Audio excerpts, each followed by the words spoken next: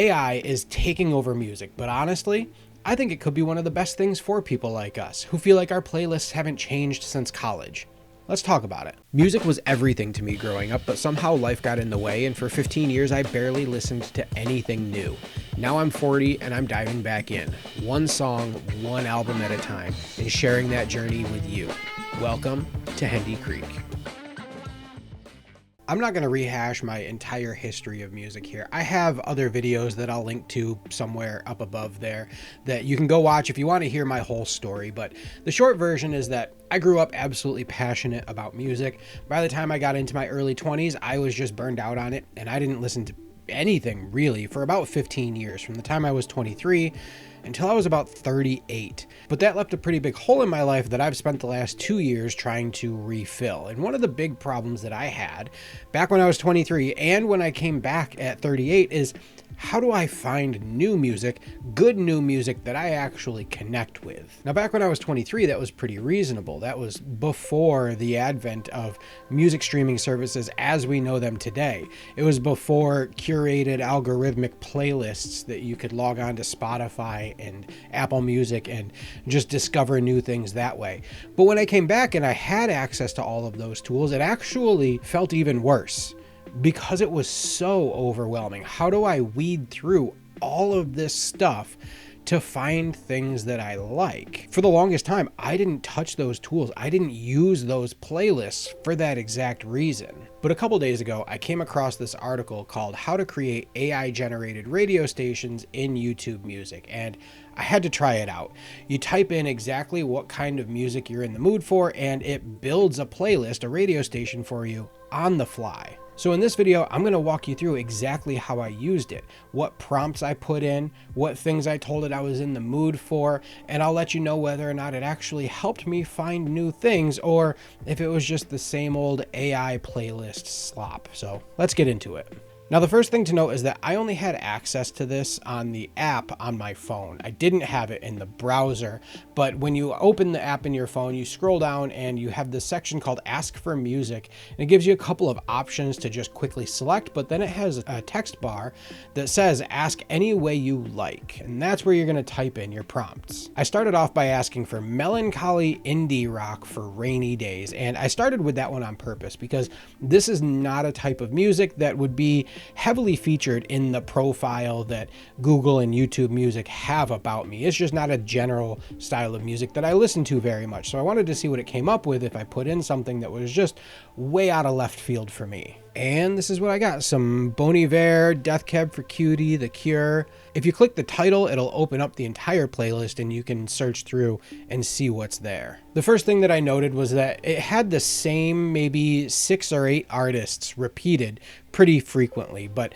I'll get back to that in a minute. Next up, I tried jazzy synth pop with female vocals. Again, not something that I would necessarily have big in my profile on YouTube Music, so something that would be pretty new to me. And here's what it came up with. Now, I don't know enough of these artists here to know whether or not they're a good fit for the prompt that I put in, but listening to a few songs here and there, I kind of liked it. After that, I tried songs for a Memorial Day cookout. And it gave me a pretty stereotypical playlist, but one thing that I want to note is down here on the bottom, it does give you the option to refine your search. So I clicked make it more upbeat and modern, and it gave me this. The modern part of it, I don't think it quite picked up on, but it definitely made it more upbeat and a fun playlist. After that, I wanted to try one of the preloaded recommendations here, so I tried out Southern Soul. And it looked like a decent playlist, but I wanted to refine it and I asked it to make it more bluesy.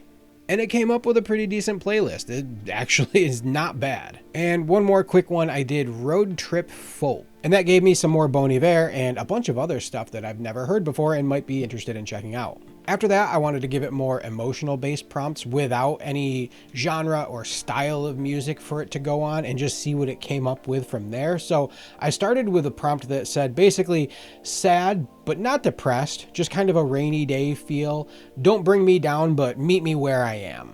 What it gave me for this was very interesting, because this was the first time that I felt like the playlist that it generated was based on the taste profile that it has for me. A lot of these artists are people that I have listened to recently, primarily for my project of listening through the 500 greatest albums of all time. They aren't necessarily things that I actually want to listen or enjoy listening to, and I think my profile on here is getting screwed up by listening through that list. But all of these albums, or all of these artists on here, are things that I've listened to recently.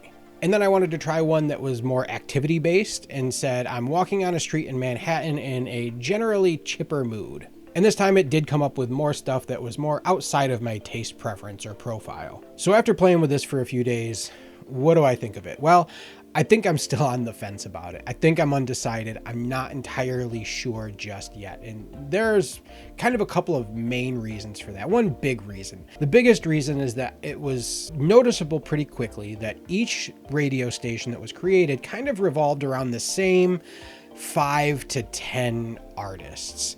And that kind of got a little repetitive. Each station had its own unique set of 5 to 10 artists, but they all still had a group of about 5 to 10 that it kind of just played different songs from each of those groups over and over again, with a few extras sprinkled in along the way, but really built around that core group of artists or bands or groups that it was built on. But I think the thing that was positive for me was that if, half or so of those 5 to 10 artists are new to me, then it kind of works in my favor. It's less overwhelming than a regular AI generated playlist that's just a flood of total unknown artists that are just hitting me one after another, and I don't have a chance to really absorb what I'm listening to. Being based around those same 5 to 10 artists means that over the course of a couple hours of listening to a radio station, I might get to hear 3 or 4 songs by that group and start to form an opinion about them and decide whether or not I actually like them or not. I also appreciate that you can kind of steer the playlist in one direction or another. It's not just an algorithmically generated playlist built by the streaming service that they think is going to cater to your tastes and the things that you think you want to hear. And it's also not just as simple as, like those mood-based selectors where you can create a playlist just based on your mood or the genre.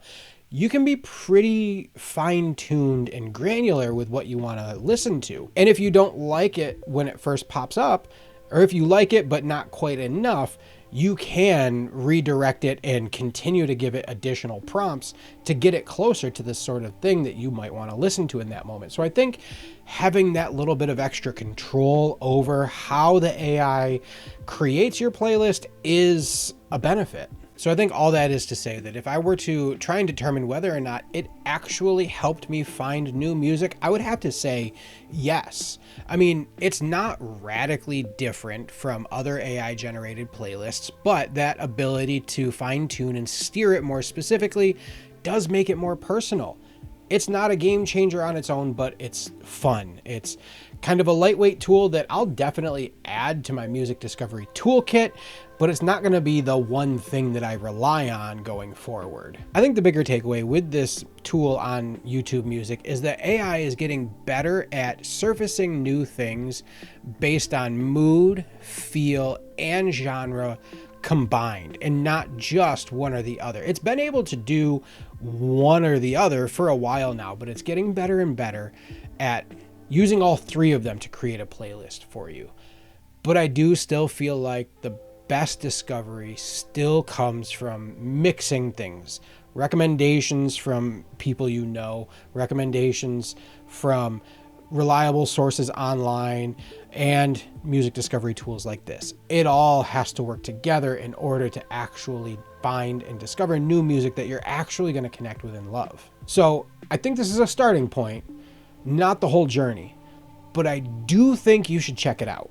And if you have used it, I'd love to know your experience with it. What prompts did you give it? What did you type in? What did it give you? Were you satisfied or happy with the playlists? Leave a comment and let me know, because I'd love to hear how other people have been using it. Otherwise, I very much appreciate you being here. I appreciate you liking and subscribing to my channel, checking out my other videos. If you want to go see a deep dive into Taylor Swift's discography, you can go check out my Patreon. But otherwise, I'm going to go listen to some music.